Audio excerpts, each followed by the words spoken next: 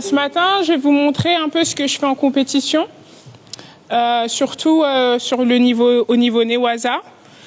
Je pense que vous avez remarqué en compétition, surtout si vous regardez les grands slams, les compétitions internationales, ça va très vite. Et ce qui est difficile parfois, c'est on arrive à faire nos techniques debout, on arrive à faire quelque chose au sol, mais la liaison debout-sol qu'on appelle souvent, c'est souvent très difficile. Ça va très vite, on se retrouve en compétition, on fait tomber son partenaire, même parfois juste sur un coup de patte, il va tomber au sol, et dès qu'on arrive au sol, la personne elle va tout fermer. Et donc là, ce qui va être important, vas-y relève-toi Tristan. Moi, je suis droitière, hein. Je précise, donc j'ai ma main gauche qui prend sa manche.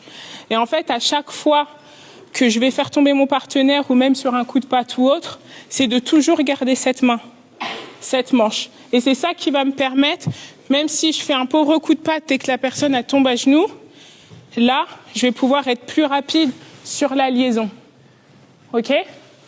Donc moi, ce que je vais vous montrer, restez là au sol. Ce que je vais vous montrer ce matin, c'est le retournement que je fais en compétition. Et j'aime bien cette approche-là parce qu'il permet à tous de partir sur ce qu'on préfère soi. Donc moi, je pars sur la manche. Dès que la partenaire elle est au sol, je viens tout de suite contrôler son bras. En fait, c'est tout simplement le contrôle du bras. Et en fait, à partir de ce contrôle de bras, je vais pouvoir faire plusieurs choses. Donc, elle est au sol. Le but, c'est d'être très rapidement proche d'elle et de garder le bras avec ma manche. Du coup, moi, c'est ma manche gauche. Je vais passer mon bras droit, mon bras fort, au-dessus. Et là, souvent, c'est un peu gagné parce que je peux contrôler mon partenaire. Donc, je passe au-dessus. Je viens appuyer un peu comme une aile de poulet. Non? C'est cette sensation ou pas que t'as? Une aile de poulet. Et là, avec ma main gauche, je vais prendre la jupe et je vais me la donner. Là, je vous montre le niveau 1. On part par exemple sur un petit retournement. Quand je suis là, je contrôle mon partenaire. Je peux l'amener où je veux. À partir de là, niveau facile, on va dire, je vais venir me décaler, pousser et venir en osekomi. Sur l'osekomi, il y a des points qui sont super importants parce que je ne sais pas si vous avez remarqué parfois, et quand la personne elle essaye de rouler, de sortir, vas-y, essaye de sortir, et ben on peut passer, je ne sais pas si ça vous arrive de passer au-dessus. Et donc ce qui va être important, ça va être de baisser sa posture, de mettre vraiment son nœud de ceinture, son bas-ventre en contact du sol. Mes pieds, ils sont pas comme posés comme ça, mais mes orteils qui accrochent au maximum. Et là, vous allez voir que... Attendez, cale-toi. Je vais mettre mon genou, parce que le but, c'est pas de se faire prendre la jambe, sinon on recommence tout. Si je tends ma jambe ici, eh ben, il va me prendre la jambe. Le but, c'est de mettre mon genou dans sa hanche. Au moins, à partir de là, il peut pas venir me attraper la jambe. Ok? Tu gardes la manche ici. Hop. Tiens bien la manche ici à la couture. Et là, tu viens un peu appuyer et mettre la pression sur lui. Et mettre ton bras droit dedans. Engage le coude. Voilà. Et là, tu te le donnes. Voilà. Et là, tu te décales. Non, ici, vers moi. Et là, tu pousses. Et là, qu'est-ce que j'ai dit? Le bassin. Voilà. Exactement. Non, tu as d'abord la manche comme ça, ouais. Et là, tu passes ton creux, ouais. Tu laisses là, tu te le donnes ici. Et tu te décales et tu pousses. Super. Et là-bas, il faut que tu viennes appuyer avec ton coude. Regarde comment je fais. Attends, je te montre. Là, toi, tu fais ça. Donc là, ça va être difficile. Là, tu appuies, t'en appuies. Tu vois, là, elle peut pas partir. Alors que là, elle peut rouler. Tu viens bloquer ici. Ok? Et quand tu bloques ici, tu te le donnes comme ça.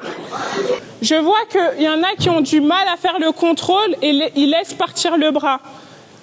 Ce qui est important dans ce contrôle, c'est de contrôler le bras, de ne pas le laisser partir, ni vers l'avant, ni vers trop l'arrière.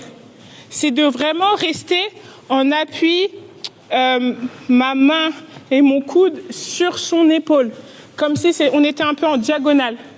Ok? Et on reste vraiment à ce niveau-là. Le bras, il est dans le bon sens. Quand je dis dans le bon sens, c'est il est plié, il n'est pas en arrière ou trop non plus en avant. Il est tout simplement juste là. Comme repère, si vous voulez, vous pouvez comme tendre la main pour pouvoir après vous dire que je me le donne avec ma main qui est libre. Ok? Et c'est vraiment en diagonale. Si j'ai vu que certains mettent le bras, enfoncent ici, engagent trop, mais en fait, s'il engage trop, toi, le partenaire, il va essayer de rouler ou de se redresser. Et là, ça va être difficile après pour la suite. Quand je viens en appui ici, sur son épaule en diagonale, c'est pour me permettre de bloquer. Là, je bloque, je contrôle, je mets pression sur mon partenaire. Il ne peut pas aller ni à droite, ni à gauche, ou ni en arrière. Ok? Ça va? Vous avez trouvé ça difficile ou ça va pour le moment? C'est relativement simple quand même. Non, vous les plus jeunes, vous avez des questions? Vous avez trop réussi, trop facile et tout? Non? Non, peut-être pas. Bon, c'est pas grave. Donc du coup, j'ai amené mon partenaire au sol, elle est tombée ici, je viens contrôler, je me donne, et moi après, la suite que je fais, c'est que je viens engager ma jambe droite, et je la tends, et après je viens m'asseoir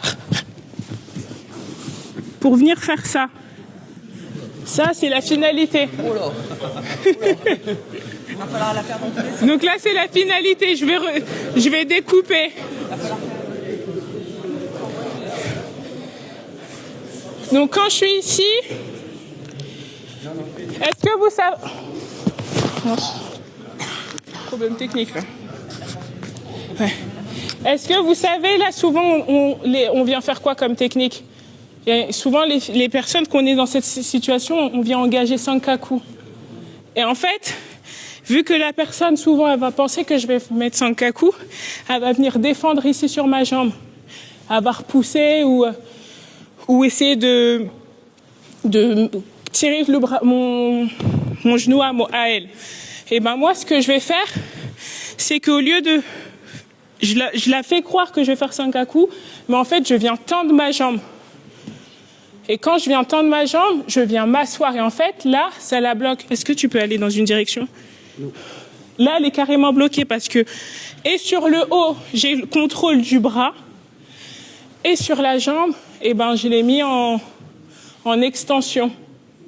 À partir de là, je viens m'asseoir sur ma fesse. Et là, vous voyez que mon pied bloque sa jambe. Donc, en fait, elle est encore bloquée. Pour ceux qui aiment faire Sankaku, là, vous voyez, c'est facile. Il y a le bras. On vient, on tend, on serre. Moi, c'est vrai que, j'avoue, j'ai des longues jambes. Chacun a ses atouts. Donc là, vous voyez, j'appuie même ma jambe qui est libre sur le coude. Au moins, elle va vraiment, que la personne, souvent la fille, elle croit vraiment au Sankaku. Donc elle va défendre, elle va résister. Et plus elle va résister, plus elle va me donner de l'élan pour aller chercher l'osekomi. Et là, essaye de sortir. C'est mort. Donc, je vais essayer de le faire dans un autre sens. Vas-y. Donc, toujours 1, en vrai, je suis là, j'arrive, j'ai la manche, je viens verrouiller. Faut pas que je casse le matériel. Donc, je viens verrouiller, je viens mettre la pression, je me donne la manche. On est d'accord? À partir de là, je viens engager ma jambe. Quand j'engage ma jambe, je la tends. Après, je viens m'asseoir. Souvent, son bras, il se retrouve ici. Et là, je mets toujours la pression sur la jambe ici, qui est tendue. Au moins, elle ne peut pas partir. Si c'est comme ça, c'est vrai que c'est tout bénef pour faire Sankaku. À partir de là, ceux qui font Sankaku, il y en a qui le font directement avec l'étranglement en serrant ou d'autres qui vont revenir sur l'osekomi. Attention, monsieur l'arbitre, il ne faut pas mettre dedans les mains. Ça change toutes les 4 semaines. Hein. Ok. Donc du coup, là, on peut venir. Donc maintenant, on peut mettre la main, tout. Hein. Dans tout. Que dans les manches ou les pantalons, c'est mieux. Voilà. Donc on peut être là. Ou sinon, si... Ah mince. Attendez, je suis obligée de revenir. Sankaku. Ou sinon, hop, je suis ici. Je tends direct, je mets la pression, je viens poser ma fesse. Et là, quand je pars en arrière, attention, hop, je viens juste mettre ma jambe qui est libre en dessous. Je viens me le donner. Et là, l'osekomi.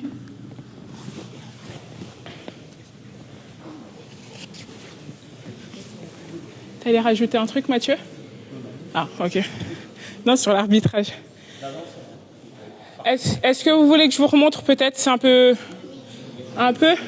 difficile. Comme tu as montré, il faut le contrôle du bras. Ouais. Et au osekomi. Si le bras il est à l'extérieur, tu vois, des fesses, par exemple, là tu contrôles le bras. Ouais. Et si tu n'as pas le contrôle du bras, il n'y aura pas osekomi. Il faut vraiment que le bras soit en dessous de toi.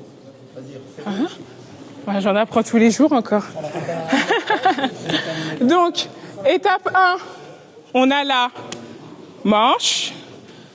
Mon bras droit, il passe au-dessus, contrôle, en diagonale. Je me le donne. En même temps, en vrai, quand je suis là, 2 fois, j'engage déjà. Je suis un peu comme ça, déjà un peu en Sankaku. Je viens engager. Je me donne la manche, ça c'est l'étape 1. Après, moi, ce que je fais, je viens tendre. Et vraiment, cette petite béquille, enfin moi, en tout cas, ça changeait tout. J'arrivais jamais à faire Sankaku. Tout le temps, les filles, elles partaient, elles défendaient, c'était très difficile. Et là, ça change tout. Je m'assois, le contrôle, et je reviens. Et donc là, Mathieu... Bouge pas. Donc, là, par exemple, tu perds le contrôle du bras. Le bras, Tristan, vas-y, Tristan, bouge ton bras. Si le bras il est à l'extérieur, tu as perdu le contrôle. Si le bras il est là, même si tu contrôles le revers, il n'y a pas osekomi. D'accord? D'accord. Il faut qu'il y ait le contrôle du bras en dessous. Ok?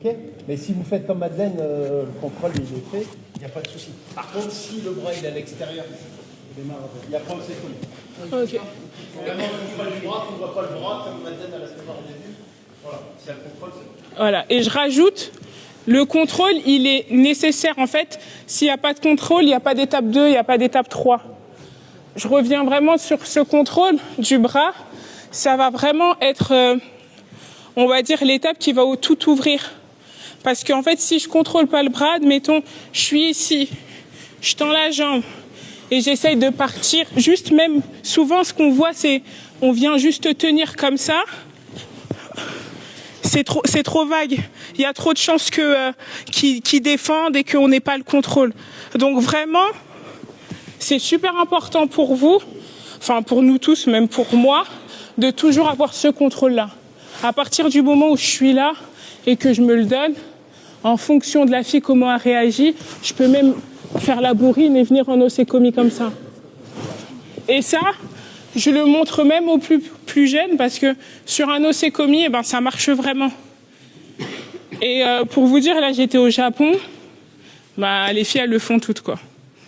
C'est vraiment la base de ce contrôle du bras dans toutes les situations.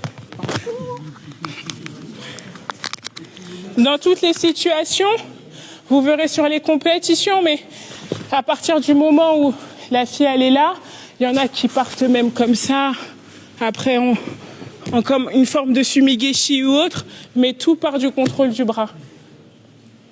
Et contrôle du bras ou du poignet, comme je vous ai montré. Merci Tristan. Je vous laisse essayer. Si vous avez des questions, n'hésitez pas à lever la main, je passerai vous voir. Allez-y, Hajime.